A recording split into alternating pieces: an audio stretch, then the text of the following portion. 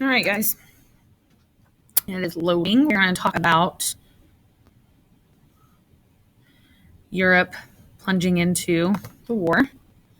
The computer decides that it would like to participate today.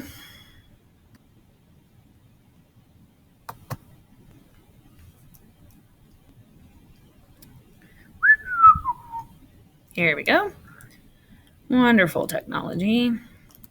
All right. So this is the one you went through, right? This map should be very familiar to you.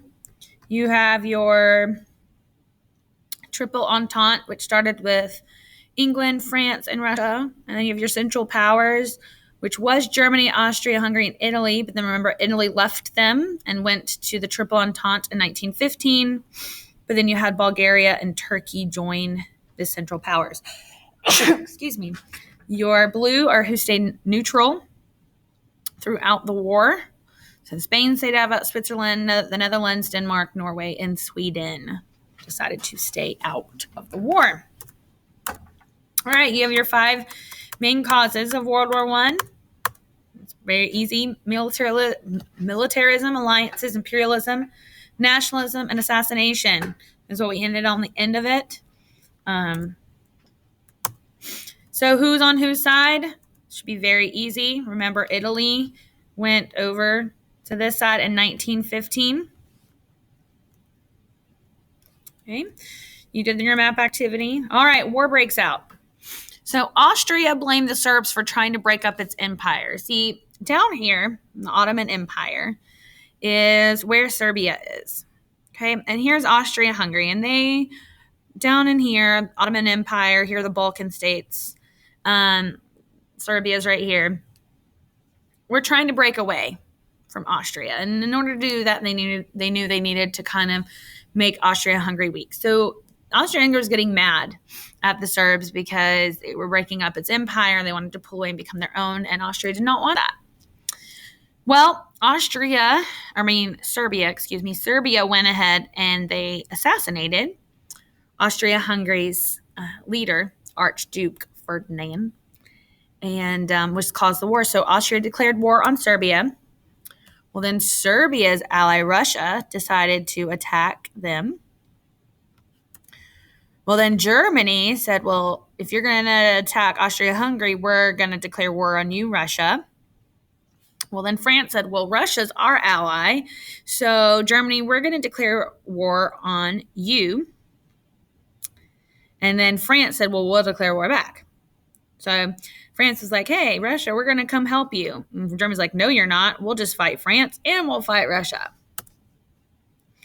Germany had to cross Belgium, which is right in here, okay, to attack France. Well, Great Britain was allies with Belgium. And so England said, fine, we declare war on Germany. So here we have, soon all of Europe is at war with one another. Okay. Here are some inventions that really changed how warfare was fought. We have airplanes, tanks, submarines, zeppelins, poison gas, machine guns. Okay. First, airplanes really were not used as fighting machines. They were really used to go and observe what was happening. Eventually, they realized, oh, look, we could drop bombs from airplanes on their enemy targets. We have the tank, which is going to be used for the first time in World War I. This really came in handy when they had to go through all of that terrain. They could figure out they could roll over some of the wires that people had put out for the trench warfare. They could roll over the barriers if they could get that close with the tanks. We have submarines. These were known as the German U-boats. This crippled Allied shipping. So there's a lot of shipping still going on between colonies at this time, but Germany would go and they would scope out the Allied ships and they would basically torpedo them from underwater. And that caused a major problem because trading wasn't happening like it should have been. They were hitting passenger boats instead of just merchant boats, and this caused the major issue. A Zeppelin looks a lot like a blimp. that you're used to today. This was used by the Germans early in the war to kind of observe poison gas. This was used a lot in World War I. It was used to sicken and kill thousands. The only protection you had against the gases were the gas masks. And then you had machine guns emerge during World War I. Instead of having those muskets that you had to load every single time and you had to put the powder in and the ammunition and use the stick to pack it and then pull the trigger, this is a machine that could fire bullets rapidly. So it was very powerful. And here's some pictures of each one. You can go back and look at your own time. All right, then we have trench warfare. This was a very popular type of warfare. Each side had to dig trenches, which are really ditches that were deep enough for a soldier to stand in. So right here you have a very good diagram. I would suggest looking at it. You can actually, in your view, before you preview, you can go to the slide. You can click on the picture and you can make it bigger so you can see it. But it talks about here, this is how deep it had to be. They would stand here sometimes. This was a sandbag wall. Enemy front line was right here. This would be where they had barbed wire, basic wall of defense right there. You would build a hole into this so that you could have protection if you needed to. You could put supplies in here. There's one on each side. Here you have another sandbag wall on this side. You had your machine guns right here. So you guys can go in and look at this. We're also going to be, there's a video right here you can look at, as well as a virtual tour you can take so you can really see. Each side dug a line of trenches from the English Channel to Switzerland. This was done on the border between Germany and France. So if you look at a map, you could draw a line basically almost down the border, and they would have trenches all the way down there.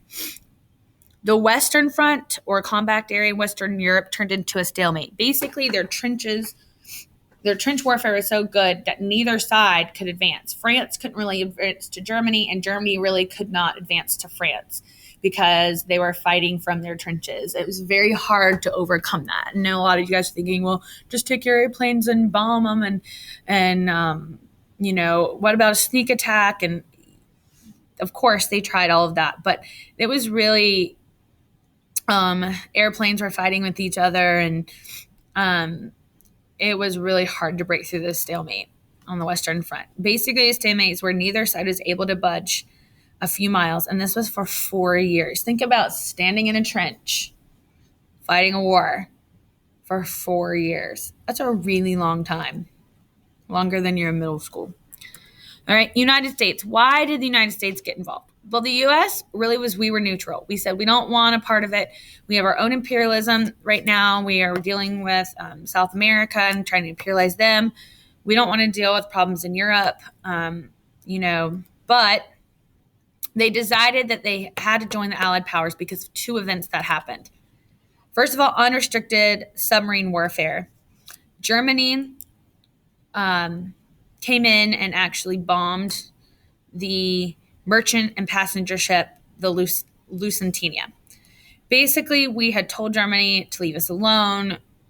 We weren't in the war. We didn't want to be a part of the war. Germany said, okay, but then kind of turned around and they just started bombing, and they ended up hitting a U.S. ship, and it killed U.S. citizens that were on the ship, and the United States was like, not so much. Then there was the Zimmermann telegram, which we're going to talk a lot about. The Zimmermann telegram basically was a secret telegram that Germany sent to Mexico and said, hey, if you join our side, we will come and we will help you get land back from the United States if we win. Well, this telegram got intercepted, and America found out and got very mad that Germany was planning this. And so we decided to join the other side of the war with the Allies, the Allied powers. So, and that just talks about what the Zimmermann telegram was about. All right. So these were all the causes of and kind of what happened in World War I. We're going to talk more about the Zimmermann telegram. We're going to talk more about trench warfare with some assignments that are coming up. So, to give you some information for you guys.